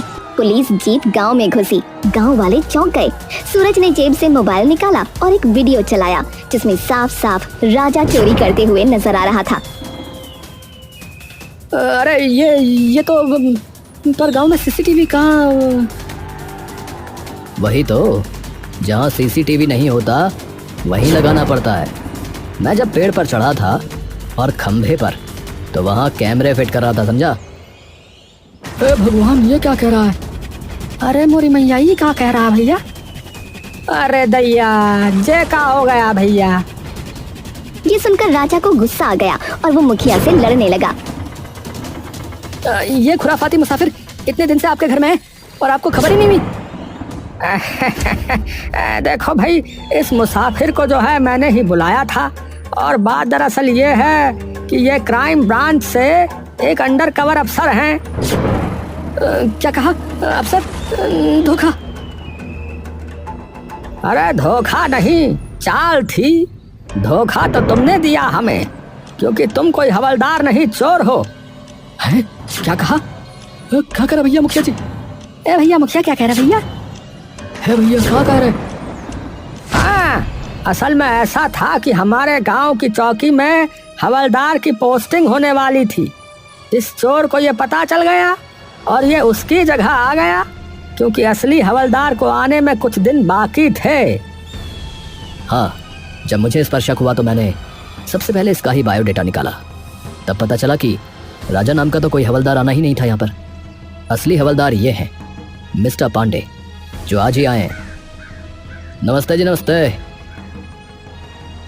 राजा ने भागने की कोशिश की, लेकिन पुलिस ने उसे पकड़कर हथकड़ी लगा दी। माफ कर दो, मुझसे गलती हो गई। मेरे ऊपर बहुत कर्जा हो गया था, इसलिए ये करना पड़ा। अरे गलती? अरे भैया, हमें लूट लिया और कह रहे हो गलती? अरे शर्म करो भैया, शर्म करो। अरे भैया, कौन सी गलती, कैसी गलती है? क्या कह रहे हो तुम? साले कूट देंगे बता रहे। तलाशी लो, राजा के घर की तलाशी लो। राजा के घर से चोरी का सारा सामान मिल गया। कुछ चीजें उसने बेच दी थीं, उसके लिए जुर्माना लगाया गया। सूरज ने हर एक पीड़ित को उनका सामान लौटाया। हम सब सूरज जी के आभारी हैं। बिल्कुल, मुसाफिर बनकर आए और रक्षक बन गए। हम सोच भी नहीं सकते थे कि राजा ही चोर निकलेगा। धोखा देने वाला चाहे कोई भी हो, उसका अंत यही होता है।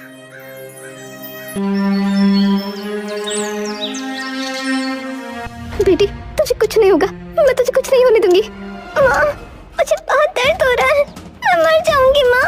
मैं दर्द बर्दाश्त नहीं कर पा रही हूँ, मुझे अस्पताल ले चलो माँ। हम बस पहुंचने वाले मेरी बच्ची, बस थोड़ी देर और। थोड़ी देर बाद, डॉक्टर साहब देखिए ना, मेरी बेटी को क्या हो रहा है? देखिए, आप यहीं पर वेट कीजिए, हम इनका चेकअप करते हैं। डॉक्टर कमला की बेटी राधा का चेकअप करने लगते हैं।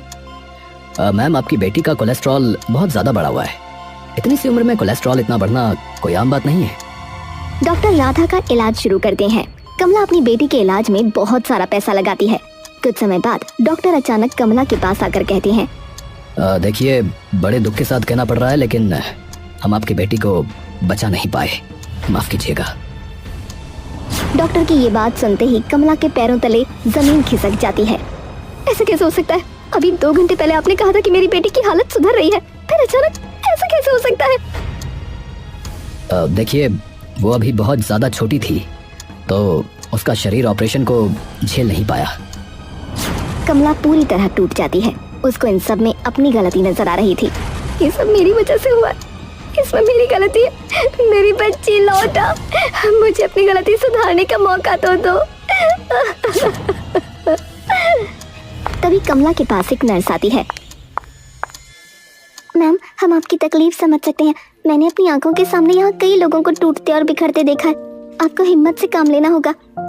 मेरी बेटी बहुत छोटी थी, वो अभी मिडिल स्कूल में आई थी, बहुत प्यारी थी वो। संभालिए अपने आप को मैम, आपको हिम्मत से काम लेना होगा। आखिर राधा की मौत के पीछे क्या कारण हो सकता है और उसकी मौत की वजह कमला अपने आप को क्यों बता रही है, ये जानने के लिए हमें 1 साल पीछे जाना पड़ेगा। 1 साल पहले। माँ, आपको पता है अगले साल मैं मिडिल स्कूल में चली जाऊंगी। मैं बहुत एक्साइटेड हूँ। हाँ मेरी बच्ची, मैं भी बहुत एक्साइटेड हूँ। तुम देखते देखते कब इतनी बड़ी हो गई, पता ही नहीं चला। सच कहूँ तो मैं नहीं चाहती कि तुम इतनी जल्दी बड़ी हो जाओ। ऐसा क्यों? क्योंकि तुम बहुत प्यारी हो, छोटी सी प्यारी सी। तुम्हें पता है तुम मम्मी की जान हो।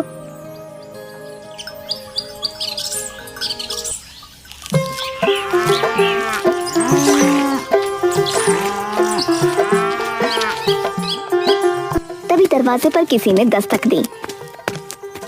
अरे कमला, जरा 1 किलो घी का जार दे दे, मेरे घर पर घी खत्म हो गया है। आइए ना पुष्पा काकी, मुझे पता था आप आने वाली होगी, इसलिए आपके लिए पहले से ही घी बना कर रख लिया था। अब घी लेने यहाँ नहीं आऊंगी तो कहाँ जाऊंगी? पूरा गांव जानता है कि तू घी में कोई मिलावट नहीं करती। अब हम तुझसे घी नहीं लेंगे तो किससे लेंगे? ये लीजिए आपके घी का जार। हाँ दे दे, इसके पैसे तुझे मैं बाद भी दूंगी। लेकिन काकी, आपने मुझे पिछले महीने के भी पैसे अभी तक नहीं दिए। नहीं दिए? कैसी बात कर रही है? मुझे तो याद नहीं, मेरे हिसाब से मैंने पैसे दे दिए थे। नहीं दिए थे काकी, अगर दिए होते तो मैं ऐसा क्यों कहती? अरे क्या पता तेरा मुझसे दोबारा पैसे लेने का मन हो। आप कैसी बातें कर रही हैं? देखिए मैंने कॉपी में भी लिखा था, अगर आपने दिए होते तो मैं यहाँ से काट देती ना। हाँ ठीक है, मैं दोबारा दे दूंगी। ऐसा कहकर पुष्पा वहाँ से चली जाती है। कमला के घर के बाहर उसे गाँव की दूसरी औरत बीनू मिलती है। क्या बात है पुष्पा बहन, बड़ी नाराज होकर निकल रही हो? अरे क्या बताऊं, पिछले महीने घी के पैसे दे चुकी कमला को, कह रही है नहीं दिए, अब दोबारा देने पड़ेंगे। अच्छा ऐसी बात है, ठीक है मैं चलती हूँ। दरवाजे पर खड़ी कमला सारी बातें सुन रही थी। वो उदास हो जाती है। माँ, आप ऐसे लोगों को घी बेचती ही क्यों हो? इनका हर महीने का यही ड्रामा है, पैसे देती नहीं और कहती हैं दिए हैं। ऐसे नहीं बोलते बेटी, बड़ी है वो तुमसे। माफ करना माँ, लेकिन ऐसे लोगों की इज्जत मैं नहीं कर पाऊंगी, मुझसे ना होगा। कमला के साथ लोग ऐसा ही करते थे। उसे कोई भी समय पर पैसे नहीं देता था। समय से पैसे न मिलने के कारण कमला बहुत परेशान रहती थी।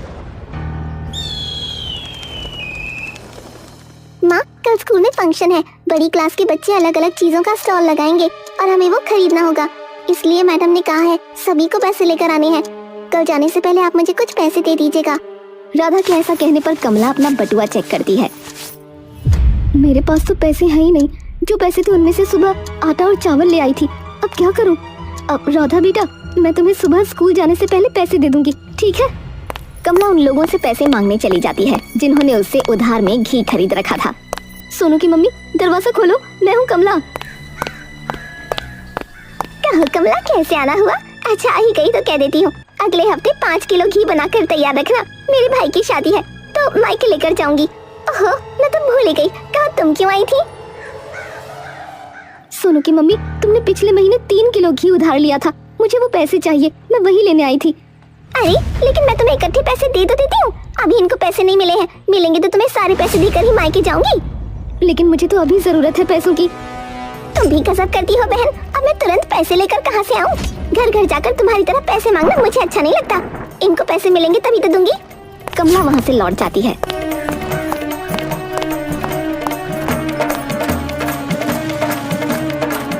वो कई घरों में जाती है लेकिन उसको अपने पैसे कहीं से नहीं मिलते। जहाँ जाओ सब कह देते हैं बाद में पैसे लेना। अरे जब मुझे पैसों की जरूरत अभी है तो बाद में लेकर क्या करूंगी? पता नहीं मैं राधा से क्या कहूँ। कमला जब घर आती है तो उसकी बेटी सो चुकी थी। अगली सुबह, माँ पैसे दे दो, स्कूल जाने में देरी हो रही है। लेकिन राधा मेरे पास तो पैसे नहीं है, मैं तुझे कहाँ से दूँ? आप ऐसा कैसे कह सकती हैं? आपने कल कहा था ना आप मुझे पैसे दोगी, फिर अचानक आप ऐसा क्यों कह रही हो? बेटा मैं कल उन सभी लोगों के पास गई जिन्होंने मुझसे घी उधार लिया था, लेकिन किसी ने पैसे नहीं दिए। तो आप किसी को उधार घी देती क्यों हो? राधा गुस्से में अपनी यूनिफॉर्म उतार देती है। कमला को अपनी बेटी के लिए बहुत बुरा लगता है। उसने एक बात तो ठान ली थी कि अब वो किसी को उधार में 100 ग्राम घी भी ना देगी। वो अपने घर के बाहर एक पर्चा चिपका देती है जिस पर लिखा था, आज से उधार बिल्कुल बंद। अरे तुम लोगों ने सुना, कमला ने उधार में घी देना बंद कर दिया है। अब वो सिर्फ नगद पैसे लेकर ही घी देती है। अरे बात बस इतनी सी है, सब लोगों ने उसके घी की तारीफ कर करके उसके भाव बढ़ा दिए हैं, और कोई बात ना है। हाँ पुष्पा काकी, तुम्हारी बात बिल्कुल सही है। बाजार में सब्जी लेते हुए सभी कमला की बुराई कर रहे थे। तभी अचानक से कमला वहां आ जाती है। क्या हो गया? मुझे देखकर आप लोग चुप क्यों हो गई? मेरे बारे में चर्चा हो रही थी क्या? वैसे पुष्पा काकी, 2 किलो घी के पैसे मुझे आज ही चाहिए, वरना मैं आपको घी ना दूंगी। और सोनू की मम्मी, तुम्हारे पति को अब तक तो सैलरी मिल ही गई होगी ना, तभी तो बाजार में खरीदारी कर रही हो। लाओ, लगे हाथ मुझे भी पैसे दे दो। तुम भी गजब करती हो कमला बहन, ऐसा लगता है जैसे हम तुम्हारे पैसे लेकर भाग रहे हैं। ये लो, रखो अपने पैसे। कमला पैसे लेकर घर को जाने लगती है। ये लोग तो मुझे मेरे ही पैसे देकर ऐसे जता रहे हैं जैसे मुझ पर एहसान कर रही हैं। बढ़िया ही, अब लेकर दिखाओ मुझसे उधार में घी। तभी कमला की नजर एक आदमी पर जाती है जो पेड़ के पीछे छुपकर अपने घी के डब्बे में डालडा मिला रहा था। ए रुको, तुम क्या कर रहे हो? शर्म नहीं आती तुम्हें? लोगों को नकली घी बेचते हो। मैंने तुम्हें घी में डालडा मिलाते हुए रंगे हाथ पकड़ा है, तुम्हें इसके लिए जेल भी हो सकती है। अरे तुम तो ऐसे भड़क रही हो जैसे मैंने घी में जहर मिला दिया है। अरे मैंने ईमानदारी से कमा करके भी देखा है, गालियों के अलावा कुछ भी नहीं मिला। और अगर मैंने घी में थोड़ा डालडा मिला भी दिया तो क्या हो गया? अपने बच्चों को स्कूल की फीस भरने के लिए और अच्छे से 2 वक्त की रोटी खाने के लिए इतना तो करना ही पड़ता है ना। क्या तुम सच कह रहे हो? और क्या, पहले मैं भी तुम्हारी तरह बिल्कुल शुद्ध घी बेचता था जिसमें मेरा कोई फायदा नहीं था, लेकिन घी में डालडा मिलाकर बेचने से मुझे बहुत फायदा होता है, बता रहा हूँ। मेरे बच्चे आज की डेट में बहुत खुश हैं। और तुम जानती हो, ऐसा करके मैंने अपना घर भी बना लिया है। अरे चलो छोड़ो छोड़ो, अब मुझे जाने दो। ऐसा कहकर वो आदमी वहां से चला जाता है, लेकिन उसकी बातें कमला के दिमाग में घर कर गई थी।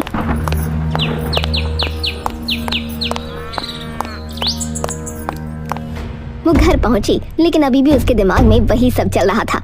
वो अपनी बेटी का चेहरा देखती है जो स्कूल न जाने के कारण बहुत उदास थी। मैंने भी बहुत ईमानदारी दिखा ली, कोई फायदा नहीं होता। और फिर मैं किसके लिए ईमानदार रहूं? इन गाँव वालों के लिए जो पीठ पीछे मेरी लाखों बुराइयां करते हैं, ऊपर से पैसे भी समय पर नहीं देते। किसी ने सही ही कहा है, जब घी सीधी उंगली से न निकले तो उंगली टेढ़ी करनी चाहिए। फिर क्या था, कमला ने अपने घी में ढेर सारा डालडा मिला दिया और दाम भी थोड़े से कम कर दिए।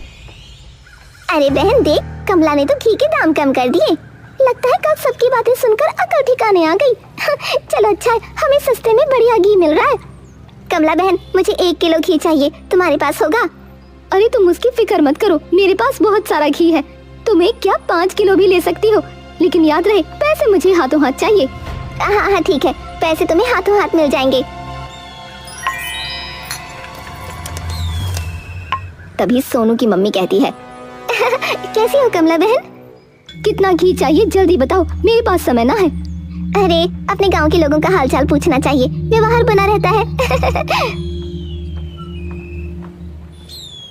जरूर उधार घी मांगने आई होगी, तभी इसके मुंह से शहद टपक रही है, लेकिन इसका कोई फायदा ना होगा। अरे कहाँ खो गई? मैंने तुम्हें बताया था ना, मेरे भाई की शादी होने वाली है, इसलिए मुझे 5 किलो घी चाहिए। पैसे मैं तुम्हें जल्दी दे दूंगी। मुझे पता है तुमने उधारी बंद कर दी है, लेकिन हम तो अगल बगल में ही रहते हैं ना, हमारी बात अलग है। माफ करना सोनू की मम्मी, बात जब उधारी की होगी तो मेरे लिए सब एक बराबर है। अगर आपके पास पैसे हैं तो ही घी मिलेगा, वरना नहीं। तुम तो सच में बहुत घमंडी हो गई हो कमला। ये लो पकड़ो पैसे और लाओ घी दो जल्दी। आज पहली बार सारे ग्राहकों ने कमला को नकद पैसे दिए थे और डालडा मिलाने के बाद भी घी भी ज्यादा हो गया था। इसलिए आज कमला के हाथ ढेर सारे रुपए लगे।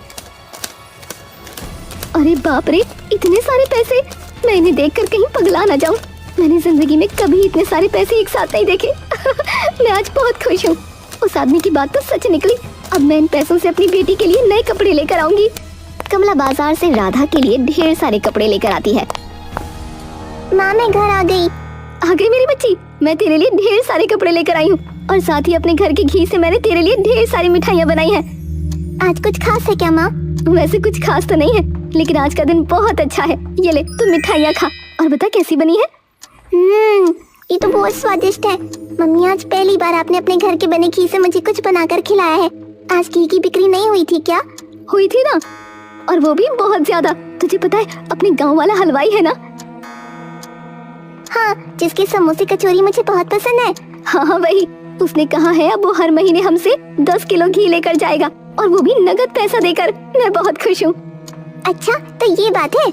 अब राधा और कमला की जिंदगी बदल चुकी थी। कमला ने कुछ ही महीनों में बहुत सारा पैसा कमा लिया। अब तो उसके हाव भाव ही बदल चुके थे। क्या कर रही है मेरी बेटी? अरे तुम आज फिर से समोसे कचौरी खा रही हो? बेटा, ये सारी चीजें नुकसान करेंगी। नहीं मम्मी, कुछ नहीं होगा। आखिर वो हलवाई हमारे घर के शुद्ध देसी घी से तो सारी चीजें बनाता है, तो भला मुझे क्या नुकसान होगा? राधा की मासूमियत और अपनी माँ पर इतना भरोसा देखकर कमला को अजीब लगता है। कहीं न कहीं ये बात उसे परेशान करने लगती है। मुझे ऐसा क्यों लग रहा है कि मैं कुछ बहुत गलत कर रही हूँ, लेकिन इसके पीछे मेरे इरादे गलत नहीं है, तो मैं कैसे गलत हुई? तभी अचानक से राधा के पेट में बहुत जोर का दर्द होने लगा और कमला उसे अस्पताल ले जाती है, जहाँ डॉक्टर ने कमला से ढेर सारे पैसे लूट कर कह दिया था कि उसकी बेटी अब इस दुनिया में नहीं रही। इस खबर का कमला के दिमाग पर बहुत गहरा असर पड़ा। वो पागलों जैसा व्यवहार करने लगी।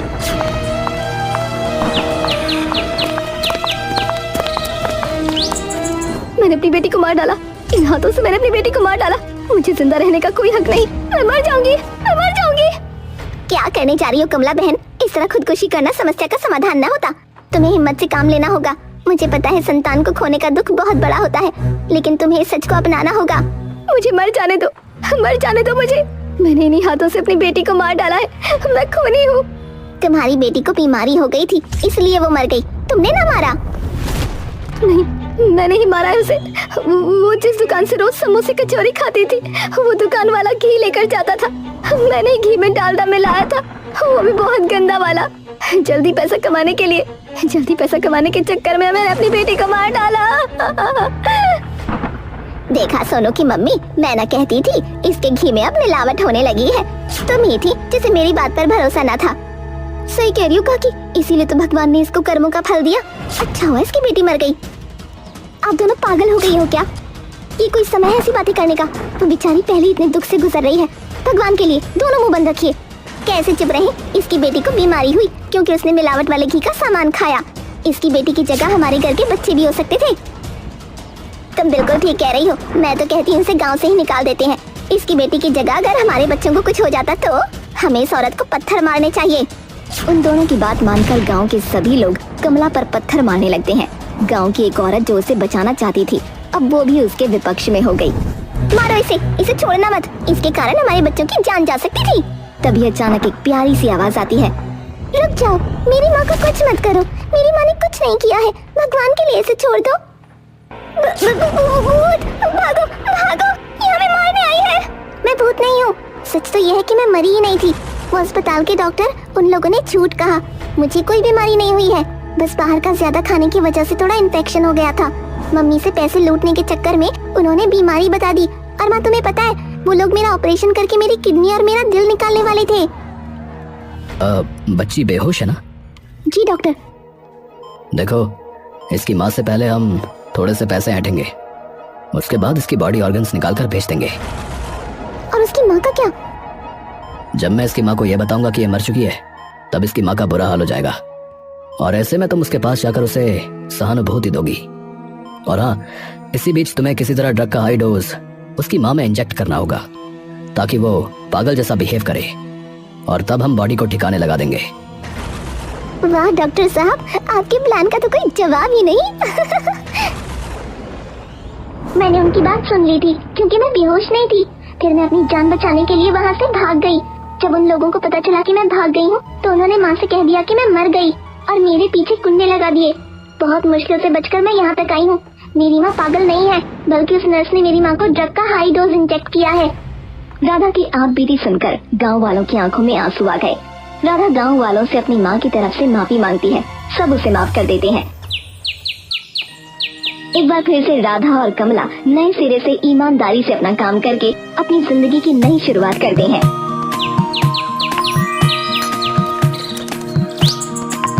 और खुशी खुशी अपना जीवन व्यतीत करने लगते हैं।